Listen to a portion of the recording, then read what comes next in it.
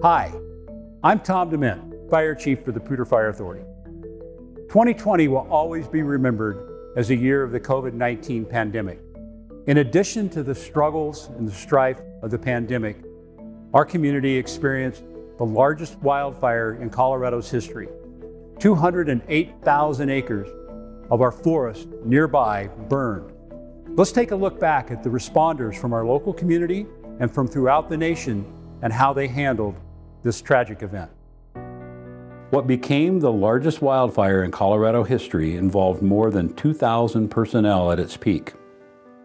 Career and volunteer wildland firefighters, forestry experts, pilots, communication specialists, and meteorologists all were assets of the highest level of an incident management team possible.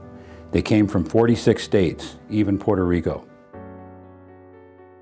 The fire was first reported on August 13th near Cameron Pass.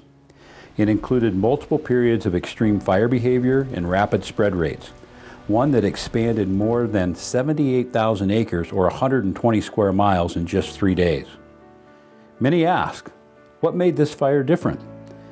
Weather conditions for one, extreme temperatures, low humidity, and winds which reached over 70 miles per hour, combined with rugged terrain and vast stands of drought-stricken and beetle-killed trees, led to the fire's massive growth. As the fire progressed south and east, a few of the many threatened areas included CSU's mountain campus, the Red Feather Lakes area, and portions of Rocky Mountain National Park.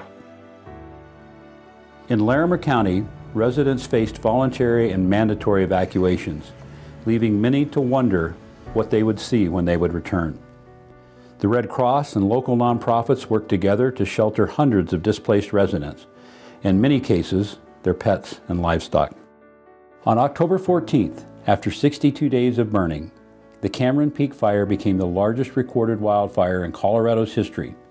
With hurricane-force winds, it reached the Front Range, causing damage throughout the mountainous regions of Larimer County and now had entered the Masonville area. The fire created a different kind of alarm as it entered the PFA jurisdiction for the first time. Distant flames were now visible from the streets of Fort Collins. Community members, many of you, felt a more acute concern or even fear. Although PFA had been involved since day one, this dispatched a much higher level of our resources. A spot fire, which became known as the Otter Road Fire, triggered additional evacuations for hundreds of additional people. Firefighters spent day and night building fire lines, protecting structures, physically standing guard. PFA volunteers, many of whose own homes were at risk, dedicated themselves to the protection of the area.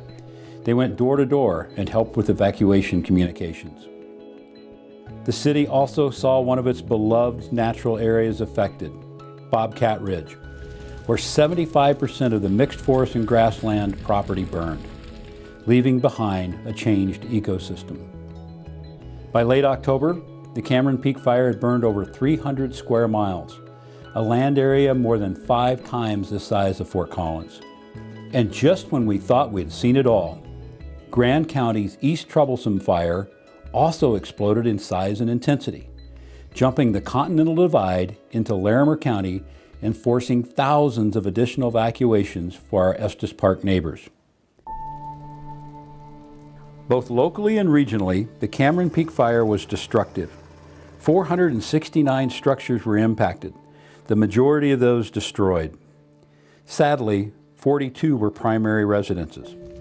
And still, although not fully evaluated, tens of thousands of acres were burned, which will impact our local watershed for years to come. One remarkable story of cooperation was the urgent need to house crews for this latest run of the fire. Within hours of the U.S. Forest Service request, the old Hughes Stadium site was transformed into a makeshift camp for 500 firefighters and their support. Thank you to the city's Utilities and Parks Department, who rose to the challenge of mowing 20 acres of grass and deploying enough electric and water hookups virtually overnight. PFA and the people of the Front Range are familiar with wildfire. We train year-round for these incidents and are part of a regional and national network that make response to these fires possible. But this fire pushed our preparation and resources to the limit. The state's largest ever wildfire, coupled with the challenges brought on by the COVID-19 pandemic, meant all hands on deck, from areas as close as Redstone Canyon to 50 miles across the Continental Divide. From the very beginning, we had our eye on two important goals: full suppression and keeping the public safe. We only succeeded because of the extraordinary collaboration of compassionate, professional, and well-trained individuals, teams, and volunteers. We salute our firefighters, our law enforcement, as well as the many nonprofits, volunteers, and Northern Colorado communities who offered endless support and positivity. And yes, some help from Mother Nature, which greatly assisted our crews in establishing a 100% containment status on December 2nd to this 4-month-long historic fire. As you can see, although we've had wildfires in the past, this disaster was beyond what we had ever seen before.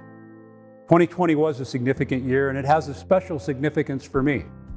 I announced my retirement in 2020. Soon I'll be hanging my helmet back up on the rack and entering private life after 44 years in emergency services, 33 of which were right here at PFA. I'm very proud of the men and women of this organization and how they stand up for you each day to provide prompt, skillful, and caring service through courage, leadership, and duty, so that we have a great place to live in this great community. So for now, it's so long. We'll see you out there, and be safe.